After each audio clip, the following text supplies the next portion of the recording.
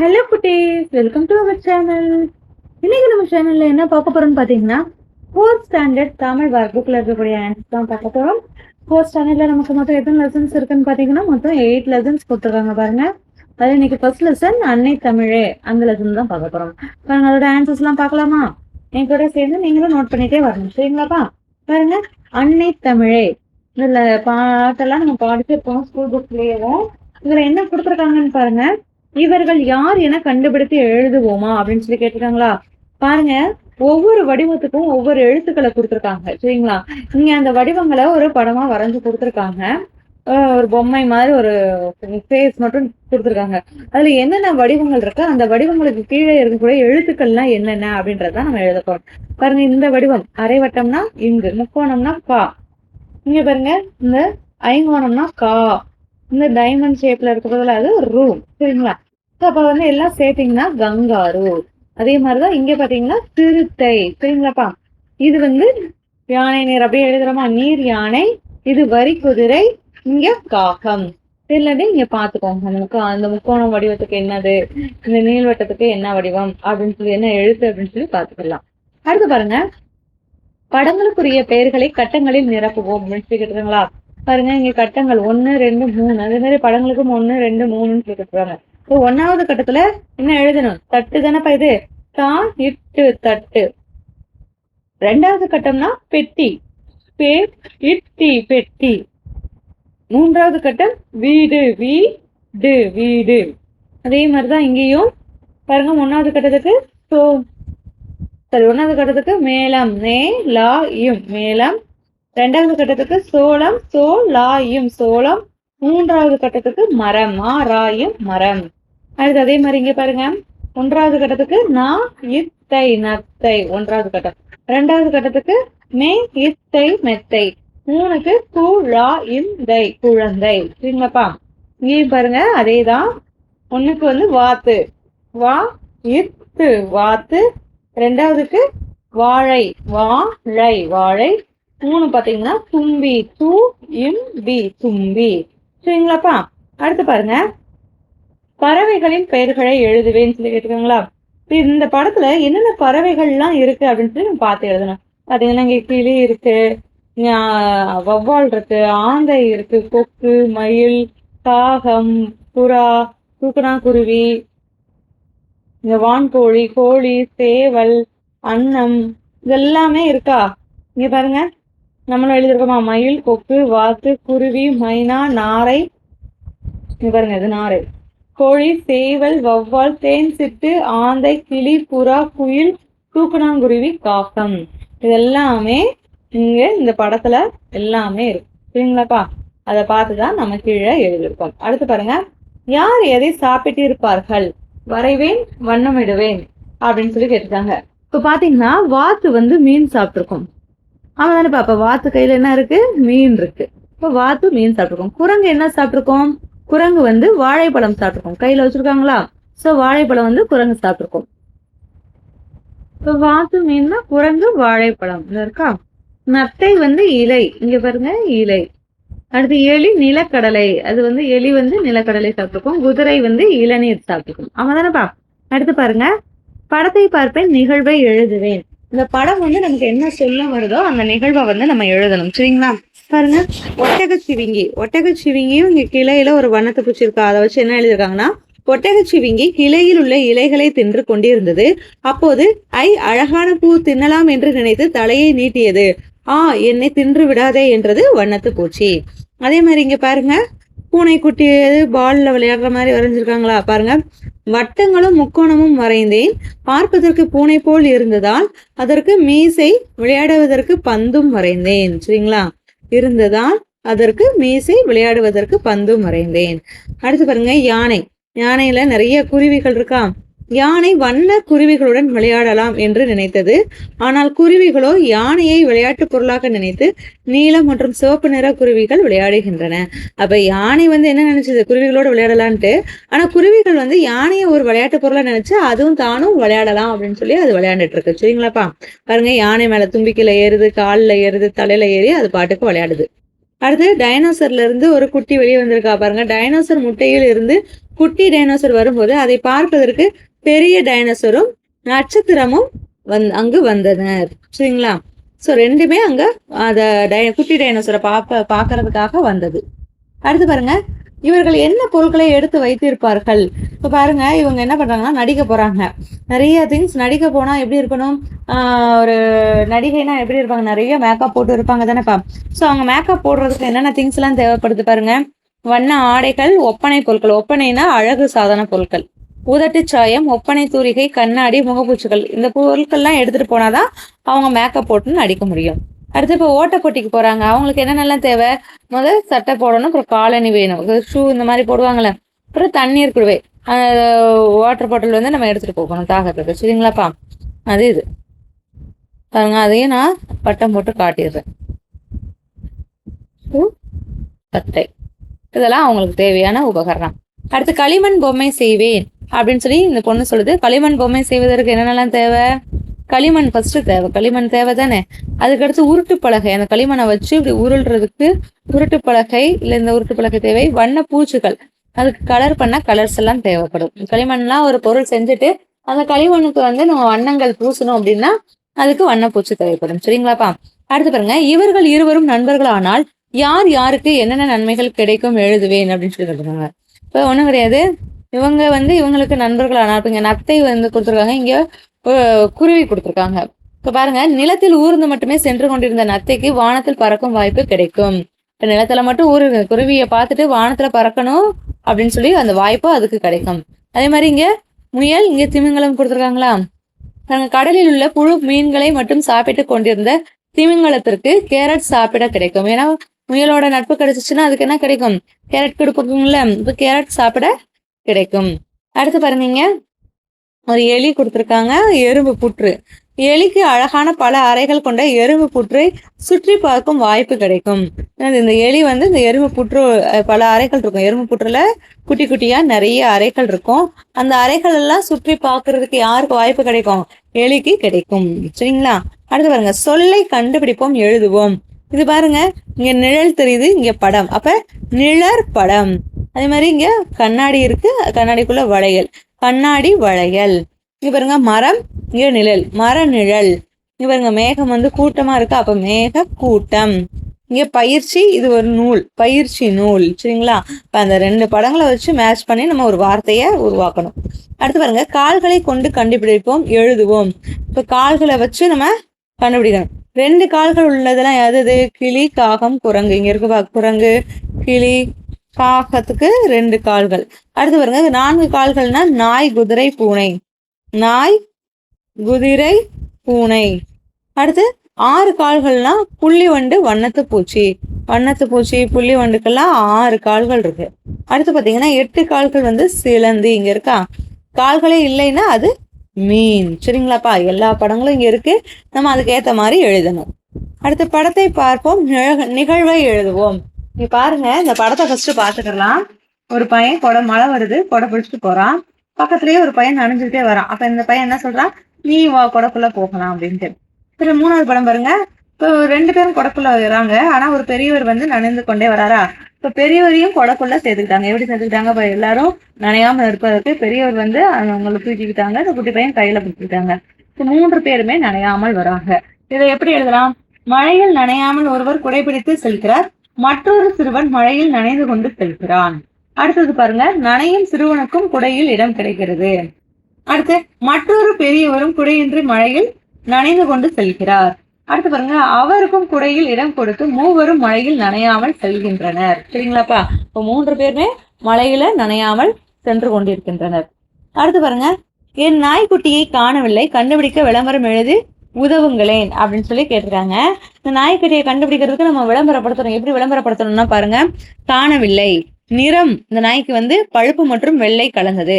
அடையாளம், இந்த நாயோட அடையாளம் கழுத்தில், சிறிய நாய்க்குட்டி கழுத்தில் நீல நிற பட்டை மற்றும் இதய வடிவ பதக்கம் அணிந்திருக்கும். சரிங்களா?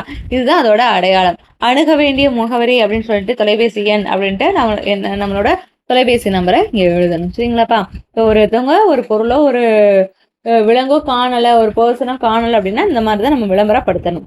அடுத்து பாருங்க, அன்னை தமிழை பாடலை படிப்பேன், பிழை நீக்கி எழுதுவேன். பாருங்க, தமிழே அப்படின்னா இந்த லே வராது, சிறப்புழகரம் லே. வளர்ப்பவளே அப்படின்னா குண்டுலா வராது, நகரத்துக்கு வரும் லா. புகழ்வதற்கே இங்க இந்த இல்லு வராது, சிறப்புழகரம். விளையாட, விளையாடக்கு இந்த லை தான் வரும். சரிங்களா? கலந்தவளை, கலந்தவளைனா இதுதான் சரி, மற்றது இது போட்டாலும் தவறு. அடுத்து பாருங்க, படிப்பேன், பொருத்தமான சொற்களால் நிரப்புவேன். அடுத்து பாருங்கப்பா, படிப்பேன், பொருத்தமான சொற்களால் நிரப்புவேன். பாருங்க, இங்க சொற்கள்லாம் இருக்கு, கீழே சில சொற்கள் விடுபட்டு கொடுத்துருக்காங்க. ஸோ அந்த எந்தெந்த சொற்கள் என்னென்ன இடங்கள்ல வரணும் அப்படின்னு சொல்லி நிரப்பலாமா? பாருங்க, தமிழ்நாட்டை சேர்ந்த பிரக்யானந்தா என்பவர் சதுரங்க விளையாட்டு வீரர். அவர் உலக கோப்பை இறுதிப் போட்டியில் 2வது இடம் பிடித்து புகழ் பெற்றார். அவர் போட்டியில் வெற்றி தோல்விக்காக ஒருபோதும் விளையாடியது இல்லை. அவர் விளையாட்டை மட்டுமே விரும்பி விளையாடுவார் என்று கூறி அவரது அன்னை பெருமிதம் அடைந்தார். இந்த நேரத்துல அன்னை, இங்கே புகழ், இங்கே உலக, இங்க விளையாட்டு, இங்கே தமிழ். சரிங்களா?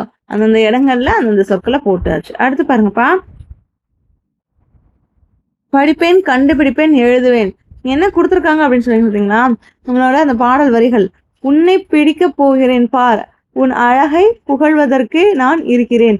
உலகில் எவ்வளவு வீடுகள் இருக்கின்றன, இருந்தாலும் உன்னுடைய பிறப்பு எங்கள் வீட்டில்தான். நீ பிறந்தவுடன் முதலில் நான் தான் உன்னை கையில் எடுத்தேன். என் அன்பு கன்றுக்குட்டியே என்றாள் நந்தினி.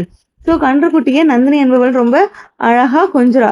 அப்ப அதுக்கு தகுந்த பாடல் வரி என்னது, நம்ம பள்ளி பாட புத்தகம் இருக்குல்ல, அதுல அன்னை தமிழே பாடல் வரிகள் இருக்குப்பா, அந்த வரிகள் இந்த லைன்ஸ்க்கு எது கரெக்டா இருக்கும் அப்படின்னு பாத்தீங்கன்னா, உன்னை புகழ்வதற்கே உலகில் பிறப்பெடுத்தேன், அதான நந்தினியும் சொல்றா. ஸோ இதுதான் சரியான வரியா இருக்கும். அடுத்து பாருங்க, பத்தியை படிப்பேன், சரியான தெரிவிற்கு வண்ணமிடுவேன். பத்தியில என்ன கொடுத்துருக்காங்க அப்படின்னு பாத்தீங்கன்னா, கவிஞர் நான் காமராசன், அதாவது இந்த பாடலை அன்னை தமிழ் என்ற பாடலை எழுதின நான் காமராசன் தமிழை என்னன்னு சொல்லியிருக்காருன்னா, அவங்க தன்னுடைய தாய் என்னுடைய உயிரில கலந்தவர் அப்படின்னு சொல்லி தமிழை வாழ்த்தி பாடுறாரு. சரிங்களா? அந்த கவிஞரை வளர்ப்பதற்கு அந்த கவிஞரோடு சேர்ந்து என்ன வளரணும், தமிழை வளர்வதாகவும் சொல்லியிருக்காங்க. தமிழை புகழ்வதற்காகவே இந்த ஊர்ல பிறப்பெடுத்திருக்கேன்னு சொல்லி நான் காமராஜன் சொல்லி சொல்றாரு. அந்த மாதிரி சொல்லி கொடுத்த தமிழை எந்த சொல்லாலும் புகழ முடியாது, அத்தகைய புகழ் உடையவள் என்று தமிழன். அந்த தமிழை புகழ்வதற்கு சொற்களே கிடையாது. தமிழ்ல 1000 சொற்கள் இருந்தாலும் அந்த தமிழ் மொழியை புகழ்வதற்கு எந்த சொற்களுமே இல்லை அப்படின்னு சொல்லிட்டு நான் காமராசன் அவர்கள் சொல்லியிருக்காங்க. அதுதான் இந்த பத்தியில கொடுத்துருக்காங்க. என்ன கொஸ்டின் கேட்டிருக்காங்கன்னா, இப்பத்தியில் கவிஞர் எதன் சிறப்பை கூறுகிறார்? எதன் சிறப்பா கூறியிருக்கார்? தமிழ் மொழியோட சிறப்பு. சரிங்களா? அடுத்து, எதற்காக இவ்வுலகில் பிறப்பெடுத்ததாக கவிஞர் கூறுகிறார்? எதற்காக? தமிழை புகழ்வதற்கு. அடுத்து, தமிழ் கவிஞருக்கு எதை கொண்டு விளையாட சொல்லி கொடுத்தது? எதை கொண்டு? சொற்களை கொண்டு விளையாட சொல்லி கொடுத்தது. சரிங்களா? மொழி இச்சொல்லை பயன்படுத்தி ஒரு தொடர் எழுதுகன்னு சொல்லிக்கிறீங்களா? எழுதலாமா? என்ன எழுதலாம்? என்ன எழுதியிருக்கோம்? தமிழ் மொழி எனக்கு மிகவும் பிடிக்கும். இப்போ மொழியை வச்சு பயன்படுத்தி ஒரு தொடர் எழுதியாச்சு. அடுத்து பாருங்க, புத்தகத்துல இருந்து தேடி எழுதணும். என்ன கொஸ்டின் கேட்டிருக்காங்கன்னா, முதல் எழுத்து ஒன்று போல் வரும் சொற்களை எடுத்து எழுதுக. பாருங்க, எண்ணெய், எண்ணில் முதலெழுத்து ஒன்று போல வருதா? சொல்லில், சொல்ல முதலெழுத்து ஒன்று போல வருது. உன்னை, உலகில் இப்போ முதலெழுத்து ஒன்று போல் வரக்கூடிய சொற்கள் இதெல்லாம். அடுத்து, இப்பாடல் யாரால் எழுதப்பட்டது? எதை பற்றி எழுதப்பட்டது? இந்த பாடல் யாரால்? அன்னை தமிழ் என்ற பாடல் நான் காமராசன் என்பவரால் எழுதப்பட்டது. இப்பாடலில் தமிழின் பெருமை பற்றி எழுதப்பட்டுள்ளது. இப்ப எதை பத்தி எழுதியிருக்காங்க? தமிழின் பெருமை பற்றி எழுதப்பட்டுள்ளது. அடுத்து, இவ்வுலகில் தான் பிறகு காரணமாக கவிஞர் கூறும் வரிகளை எடுத்து எழுதுக. எதனால்னா, உன்னை புகழ்வதற்கே இவ்வுலகில் பிறப்பெடுத்தேன். அதுதான் அந்த பாடல் வரிகள்லையுமே வரக்கூடியது. அடுத்து, உணர்ச்சி குறி உடன் முடியும் பாடல் வரிகளை எடுத்து எழுதுக. பாருங்க, அன்னை தமிழை என் ஆவி கலந்தவளை, என்னை வளர்ப்பவளை, எண்ணில் வளர்ப்பவளை, சொல்லில் உள்ளது உனது புகழ், சொல்லில் உனது புகழ் சொல்ல முடியலையே. இந்த ஆச்சரியக்குறி உணர்ச்சி குறியோட முடியக்கூடிய சொற்கள். சரிங்களா? அடுத்து பாருங்க, இந்த படக்கதையை பாருங்களேன். இப்போ அவன் கூப்பிடுறான், வா மட்டை பந்து விளையாட போகலாம் அப்படின்னு சொல்லிட்டு.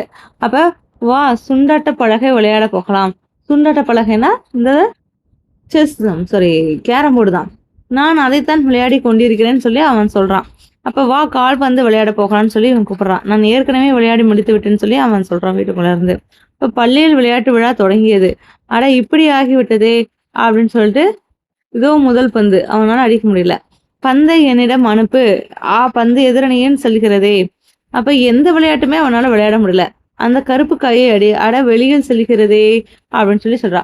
நீ நாள்தோறும் விளையாடுவேன் என்று சொன்னாயே, ஏன் பள்ளியில் சரியாக விளையாடவில்லை அப்படின்னு சொல்லி இவ கேட்கிறா. அதுக்கு இவன் என்ன சொல்றான், நான் விளையாடியது அலைபேசியில் தானே அப்படின்னு சொல்றான். அப்ப போன்ல விளையாண்டுட்டே இருக்கான். கால்பந்து, செஸ், கேரமு, கிரிக்கெட் எல்லாமே. எதுல விளையாடணும்? டைரக்டா போய் நம்ம அந்த மைதானத்துல விளையாண்டாதான் உண்மையான விளையாட்டு. சும்மா போன் நம்ம யூஸ் பண்ணக்கூடாது. அது உணர்த்துறதுக்காக தான் இந்த கதைகள் கொடுத்துருக்காங்க. சரிங்களா? அடுத்து பாருங்க, படிப்பேன் எழுதுவேன். என்ன கொடுத்துருக்காங்க? விதை செடியாக மாறும், பூக்கள் மாழையாக மாறும், கல் சிலையாக மாறும், பஞ்சு நூலாக மாறும், பூ காயாக மாறும், காய் பழமாக மாறும். அப்ப பால் என்னவா மாறும்? பாலா இருந்துச்சுன்னா அது தயிராக மாறும், தயிர் மோராக மாறும், மோர் வெண்ணெயாக மாறும், வெண்ணெய் நெய்யாக மாறும். சரிங்களா? இந்த மாதிரி நம்ம கண்டினியூஸா எழுதணும். அடுத்து படிப்பேன் விடையை கண்டுபிடிப்பேன். என்ன கொஸ்டின் கேட்டிருக்காங்க? இங்க கொடுத்துருக்காங்க பாருங்க, ஒரு பேராகிராஃப் மாதிரி. குரங்கு காட்டுக்குள் ஓடி வந்தது, அங்கே ஓநாய்கள் இருப்பதை கண்டது, ஆடுகள் கூட்டம் கூட்டமாக வர தொடங்கின, சத்தம் போட்டு ஆடுகளை விரட்டியது குரங்கு, தப்பித்த ஆடுகள் மகிழ்ச்சியுடன் இருந்தன அப்படின்னு சொல்லி கொடுத்துருக்காங்க. அதாவது ஓநாய்கள் காட்டுக்குள்ள இருக்கிறத தெரிஞ்ச குரங்கு ஆடுகளும் காட்டுக்குள்ள வருவதை பார்த்து, ஏன்னா ஆடுகளை பார்த்தா ஓனாய் என்ன பண்ணும்? அடிச்சு சாப்பிடும்ல, அதனால சத்தம் போட்டு இந்த ஆடுகள் எல்லாம் பத்தி விட்டுச்சு காட்டுக்குள்ள இருந்து. காட்டுக்குள் ஓநாய்கள் என்ன செய்து கொண்டிருந்தன? என்ன செஞ்சுச்சு? காட்டுக்குள் ஓநாய்கள் கூட்டமாக மகிழ்ச்சியுடன் இருந்தன. இப்ப கூட்டமாக காட்டுக்குள் கூட்டமாக மகிழ்ச்சியுடன் அது வாழ்ந்துட்டு இருந்திருக்கு. அடுத்து பாருங்க,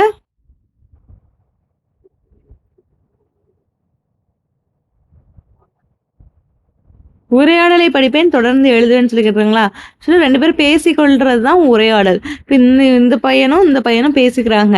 என்ன கேட்குறாங்க? நண்பா நலமாயிருக்கிறாயா? அப்போ இவன் சொல்றான், அருமையாக இருக்கிறேன் நண்பா. நேற்று உன் தாத்தா என்னிடம் சில நகைச்சுவை புதிர்களை கேட்டார், அதை உன்னிடம் கேட்கவா அப்படின்னு சொல்லி கேட்குறான். இப்போ கேள்.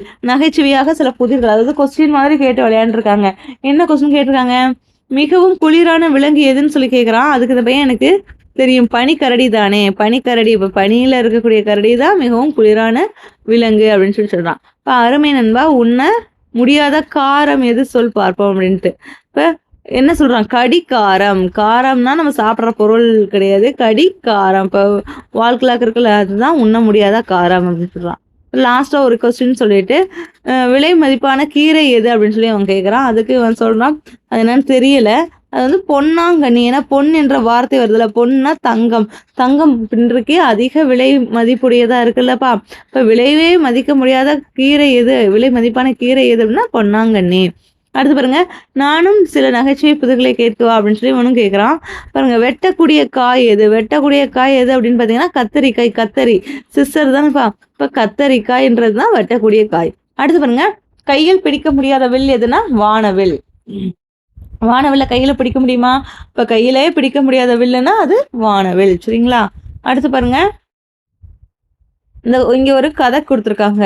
என்ன கதை அப்படின்னா, களஞ்சியன் வீடு இருக்கு, அந்த வீட்டுல யாரையுமே காணும். சரிங்களா?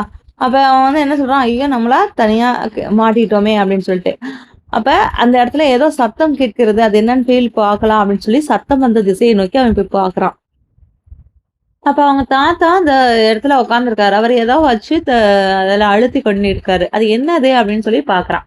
பார்த்துட்டு அவங்க தாத்தாட்ட போய் கேட்கறான், அவங்க என்னது தாத்தா அப்படின்னு சொல்லிட்டு. அதுக்கு அவங்க தாத்தா சொல்றாங்க, இதுதான் பொறி அப்படின்னு சொல்லி. என்னது பொரியா? அதாவது தேடு பொறி. நம்ம சர்ச் என்ஜின் சொல்லுவோம்ல இங்கிலீஷ்ல, தேடு பொறி அப்படின்னு சொல்லி சொல்றாங்க. அதுக்கு அதை என்ன செய்யணும் அப்படின்னு சொல்லி கேட்கறாரு, தெரியல.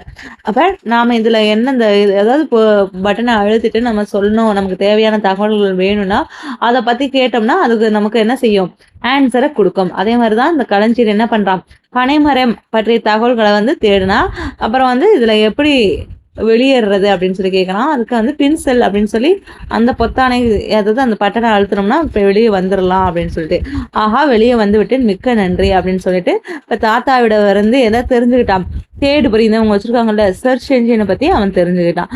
அதே கொஸ்டின் இங்க கீழே கேட்டிருக்காங்க. அதாவது இங்க கலர் பண்ணிருக்காங்களப்பா, அந்த வண்ணமிட்ட சொற்கள்லாம் இருக்குல்ல, அதுதான் கீழே கேட்ட கொஸ்டினுக்கான ஆன்சரா வரும். பாருங்க, இந்த எலி இங்க வலையில மாட்டிக்கிருச்சு. சரிங்களா? அப்ப எப்படி இந்த எலி சொல்லும், நான் தனியாக மாட்டிக்கொண்டேனே, என்னை காப்பாற்றுங்கள் அப்படின்னு சொல்லி சொல்லும். அடுத்ததுக்கு கிளி என்ன செய்யுது, ஏதோ சத்தம் கேட்கிறதே, அது என்னவாக இருக்கும் அப்படின்னு சொல்லி கிளி யோசிக்கும். அப்ப அந்த எலி, இதுதான் பொறி, இது என்னன்னு சொல்லி கிளி கேக்குது. இதுதான் பொறி. எனக்கு பொறிக்குள்ள எலி மாட்டிக்கிருச்சு. அதாவது நம்ம எலி வலைன்னு சொல்லுவோம்ல, அதுதான் பொறி. அப்ப நான் என்ன செய்ய வேண்டும் அப்படின்னு சொல்லி கிளி கேட்குது. அப்ப எலி என்ன சொல்லுது, இந்த பொத்தானை அழுத்து, இந்த பொத்தானை அழுத்தது, வெளியே வந்து விட்டேன், மிக்க நன்றி அப்படின்னு சொல்லி எலி சொல்லுது. சரிங்களா? இப்ப இதுல இருக்கக்கூடிய இந்த வரிகள்லாம் இந்த கதையில இடம்பெற்ற அந்த வண்ணமிட்ட சொற்களுக்கு உண்டான வரிகள் தான். வேணா நீங்க கரெக்டா செக் பண்ணி பார்த்துக்கோங்க. சரிங்களாப்பா? அடுத்து பாருங்க, இங்க படிப்பேன், நினைத்து படிப்பேன் சொல்லி கொடுத்துருக்காங்களா? இங்க ஒத்த ஓசையுடைய சொற்கள். இப்ப இந்த கட்டங்கள்ல இருக்கக்கூடிய சொற்கள்ல இருந்து ஒத்த ஓசையுடைய சொற்களை நம்ம எடுத்து எழுதுறோம். பாருங்க, என்னது? கல், பல், கால், பால், தாய், காய், பட்டம், கட்டம், கண், மண். அடுத்து உறவு பெயர்கள் பாத்தீங்கன்னா மகன், மகள், தாய், தாத்தா, மாமா. சரிங்களாப்பா? அடுத்து பாருங்க, இங்க படிப்பேன், மகிழ்வேன் சொல்லி கொடுத்துருக்காங்களா? நம்மளே படிச்சு பார்க்கலாமா? பட்டம், வண்ணப்பட்டம், அழகான வண்ணப்பட்டம், என் அழகான வண்ணப்பட்டம். அதே மாதிரி இங்க அம்மா, அன்பான அம்மா, என் அன்பான அம்மா. இங்க பார், மரம் பார், உயரமான மரம் பார். வனம், அடர்ந்த வனம், மரங்கள் உள்ள அடர்ந்த வனம். சரிங்களா? அடுத்து பாருங்க, இங்க என் இறக்கைகள் யார் யாருடையவை எழுதுங்களேன் அப்படின்னு சொல்லிட்டு. இங்க ஒரு பறவை இருக்கு, அதோட இறக்கைகள் பாருங்க நிறைய இருக்கா. அதெல்லாம் யாருடைய இறக்கைகள்னு சொல்லி எழுதலாமா? பாருங்க, வௌவால். ஃபர்ஸ்ட் இது வௌவால். அடுத்து இங்க பாத்தீங்கன்னா கிளி, சேவல், மயில், புறா, கொக்கு, கழுகு, இதோட இறக்கைகள்லாம் இருக்கா. ஸோ ஒவ்வொருவோட இறக்கைகளும் நம்ம எழுதியாச்சு. சரிங்களா? அடுத்து பாருங்க, எங்களை வரைந்து முழுமை ஆக்குங்களேன். ஆடும் பறவை என்னது? மயில். நீந்தும் பறவை வாத்து. இந்த மாதிரி வரைஞ்சு நம்ம முழுமையாக்கணும். இதுக்கு வண்ணங்கள் தீட்டி மகிழலாம் நீங்கள். அடுத்து பாருங்க, விதைகளை யாரால் எடுத்து தர முடியும்? ஏன்? விதைகளை பாருங்க, இங்க வௌவால் இருக்கு, கழுகு இருக்கு, ஆந்தை இருக்கு, குரங்கு இருக்கு. இங்க என்னது? குகை இருட்டில் உள்ள விதை. விதை இங்க குகையோட இருட்டுல இருக்கு. இதை யாரால எடுத்து தர முடியும்? ஆந்தை. எதனால ஆந்தை சொல்லியிருக்காங்கன்னா, ஏனென்றால் ஆந்தைக்கு தான் இருட்டில் இரவில் நன்றாக கண்கள் தெரியும். நமக்கு இருட்டுலன்னா சரியா வெளிச்சம் தெரியாதுல. நம்ம இருட்டு ஆனா என்ன செய்வோம்? லைட் போட்டு தான் பார்ப்போம். ஆனா ஆந்தைக்கு இருட்டிலும் நன்றாக கண் தெரியும். அதனால இந்த விதையை யார் எடுத்திருப்பா? ஆந்தை தான் எடுத்திருக்கும். அடுத்து பாருங்க, தாழ்வான பகுதியில். இந்த தாழ்வான பகுதியில் யார் போயிருப்பா அப்படின்னு பாத்தீங்கன்னா கழுகு சென்றிருக்கும். ஏன்னா கழுகுக்கு கூர்மையான பார்வை திறன் உண்டு. கூர்மையான பார்வை திறன் எங்க இருந்தாலும் இந்த பார்வை திறன் கூர்மையா இருக்கும். அதனால கழுகு போயிருக்கும். அடுத்து பாருங்க, உயரமான மரத்தின் கிளைகளுக்கு இடையில். உயரமான மரம்னாலே நமக்கு தெரியும் குரங்கு. ஏன்னா குரங்கு தான் என்ன செய்யும்? மரத்துல ஏறி கிளைக்கு கிளை தாவி கொண்டிருக்கும். சரிங்களா? அதனால குரங்கு தான். சரிங்களாப்பா? அடுத்து பாருங்க, உனக்கு பிடித்த பறவையிடம் நீங்கள் என்ன பேசுவீர்கள் எழுதுங்கள். இப்ப நீங்கள் மழகு மயிலே நீ எங்கு இருப்பாய் அப்படின்னு சொல்லி மயிலை பத்தி நான் சொல்றேன். பறவை, நான் காட்டில் இருப்பேன். நீங்கள் என்ன சொல்லுவீங்க? உன் இறகு எனக்கு பிடிக்கும், எனக்கு ஒன்று தருவாயா? பறவை என்ன சொல்லுது? நிச்சயம் தருகிறேன் அப்படின்னு சொல்லி சொல்லுது. அது மாதிரி நமக்கு நீங்க என்ன எழுதணும்னு தோணுதோ அதை இந்த இடத்துல எழுதலாம். சரிங்களாப்பா? ஓகே, இதோட இந்த லெசனுக்கு உண்டான ஆன்சர்ஸ்லாம் நம்ம பார்த்தாச்சு. இதுல ஏதாவது டவுட்ஸ் இருந்துச்சுன்னா கமெண்ட் செக்ஷன்ல கமெண்ட் பண்ணுங்க குட்டீஸ். ஓகே குட்டீஸ், தேங்க்யூ.